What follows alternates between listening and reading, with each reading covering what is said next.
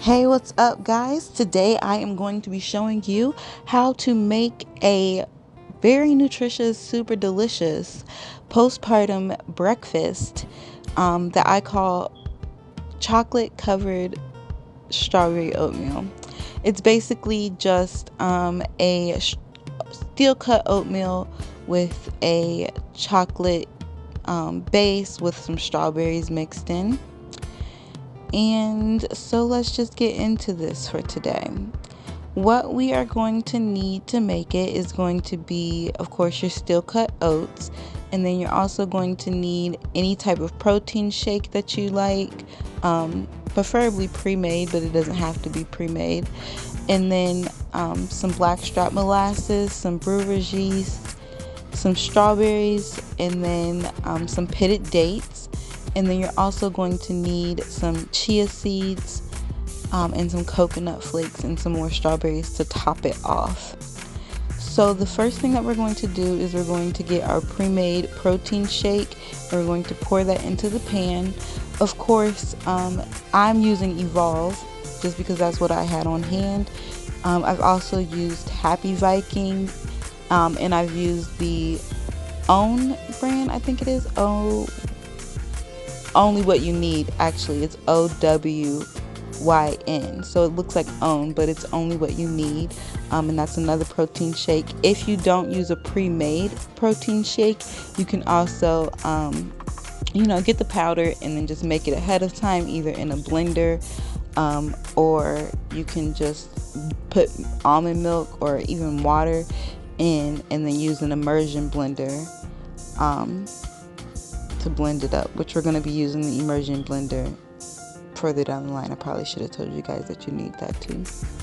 But anywho, after you've got your protein shake in there, you're also going to add, of course, your strawberries. I like to use the ugliest strawberries that are in the pack for this step because they're going to be getting cooked anyways. That way I don't have to waste any strawberries, because my kids and I won't eat aesthetically not pleasing food. So in order to make sure that the strawberries don't go to waste, I try to use the ugliest ones when cooking. They're also going to be sweeter. Usually the overripe fruit tends to be on the sweeter side. So once you've got your strawberries in there, you're also going to add your pitted dates. And then you're going to add your brewer's yeast and your molasses. Real quick, let me add. So I don't measure anything. One of my favorite parts about cooking is the trial and error, the joy that comes out of the trial and error process, and the joy that comes with listening to spirit as you're cooking. So don't ask me about no measurements, because I don't do that. I don't even know if I own measuring devices, to be real. So next thing we're going to do is we're going to take our immersion blender and we are going to just blend all of this up until it gets to a nice, even, almost a thin smoothie consistency. We just want to make sure that the dates get blended up, and that at this point all of these strawberries get blended up. The reason that I started making this in the first place was because I did not enjoy the taste of the protein shake. But I still needed to get my protein and those vitamins in. So I found that cooking it and doing it with the strawberries and everything and all of this blended really masked the taste of the stevia that is used in most of these protein powders and shakes, etc. So yeah, just mix that on up until it is nice and smooth and creamy and even. And then once you've got that, you're going to stir in your steel cut oats.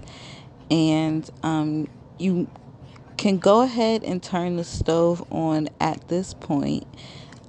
You're going to be heating up the mix and the steel oats at the same time. So you're going to start cooking this, and you're going to let this cook pretty much until it starts to bubble and pop out of the pan. And then you're going to turn your heat down and simmer it. I'm sorry, cover it and then let it simmer. I like to turn my heat down all the way to like two or three, as low as I can, and then just let it sit. I probably will go take care of the baby at this point, maybe go take a shower or whatever, but trust that because I turned it down low, I'm going to just let it cook really slow. Usually it takes about 40 minutes cooking it this low. But remember, when you start to cook things low and slow, that helps you to trap in the nutrients. That's also going to help you break it down further, which is going to be good as we are postpartum and we need to let most of the digestion happen outside of our body, since the act of digesting in and of itself is already hard work. Make sure that you come back and check on it every 15 minutes or so, just to make sure that it is not burning on the bottom and sticking to the pan. So just mix it up. Um, you know, yeah, just make sure that your oatmeal isn't sticking to the bottom of the pan. Honestly, if you use a non-stick pan and you forget about it, it probably isn't the worst thing in the world. But just checking on it helps fluff it up and you know, make sure you're not overcooking it. But like I said, since we're cooking it low and slow, it's kind of hard to overcook it.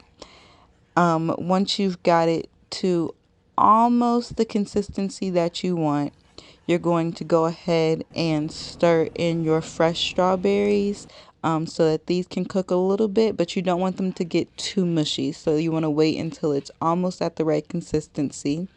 And then you fold those strawberries and let them heat up a little bit and break down just a little bit.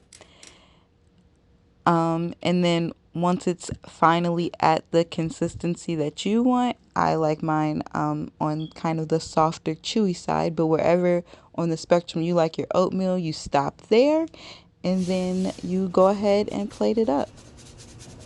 Then you just add your chia seeds on top, add as many as you like here. And then you are also going to add a little bit of some coconut flakes on there. And then after you've got your coconut flakes, just top the whole thing off with a few more fresh strawberries. And you are in the game, sis. You've got it. Now, this can also be done with different fruits. So instead of using chocolate and strawberries, you can use a vanilla protein shake. And you can do, I've done mangoes, canned mangoes, and canned peaches before. This would also be really good with some blueberries. But yeah, and it's super nutrient dense. So let's talk about what is going to make this such a great, not only a postpartum meal, but also a great meal for your third trimester as well. First up, we've got our steel cut oats. Steel cut oats are going to be high in fiber, which is really going to help you with your digestion. And then it's also got some protein in there and lots of different micronutrients, such as your vitamins there.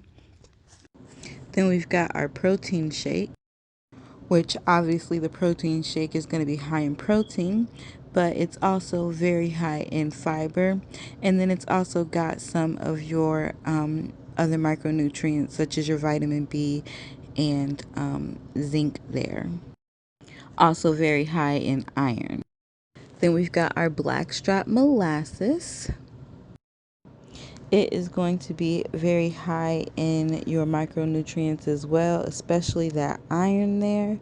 But then it's also got some calcium, some potassium. It's also got some magnesium and some phosphorus in there as well. Next up, we've got our brewer's yeast.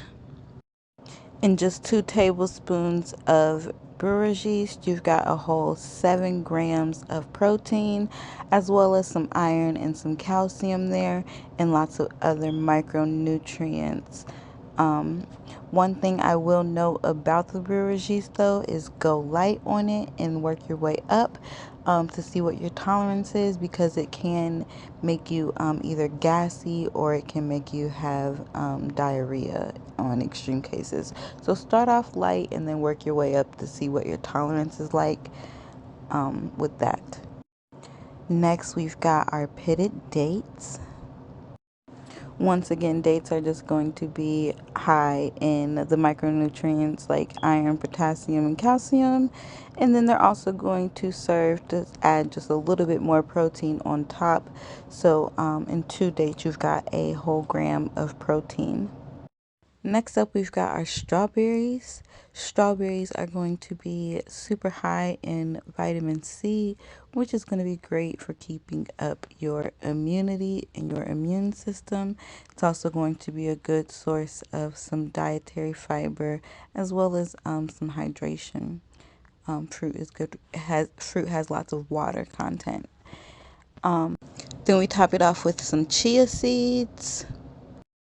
And just 2 tablespoons of the chia seeds, you're going to get 6 grams of protein. You're also going to get some calcium and some iron there. And it's also super high in fiber. So out of 10 grams of carbohydrates, all 10 of those are dietary fiber. And that is amazing for just 2 tablespoons. Last but certainly not least, we have our unsweetened coconut flakes or chips. They're going to serve as a healthy source of some saturated fat. It's hard to find a good source of healthy saturated fat, and coconuts have it. And then they've also got a little bit of protein in there, some dietary fiber, as well as other micronutrients. Now, this is not going to be considered a low calorie food whatsoever.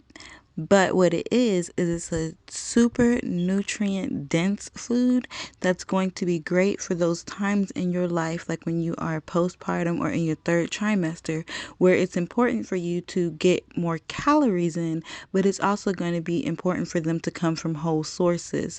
So this is a very high calorie, high protein, high nutrient meal. If you need to watch your calories, or you're not trying to get as many calories but you're still looking for something that's really nutrient dense, you can take out the brewer's yeast, and instead of using the protein shake, you can use a nut milk instead, and that'll cut back on a lot of calories there, but you'll still get quite a bit of nutrients if you do it that way. And it's something that will keep you full throughout the day too.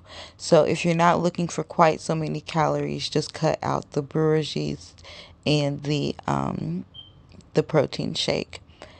You can also cut out the chia seeds and the unsweetened coconut as well, but I think that they add a really nice depth to it.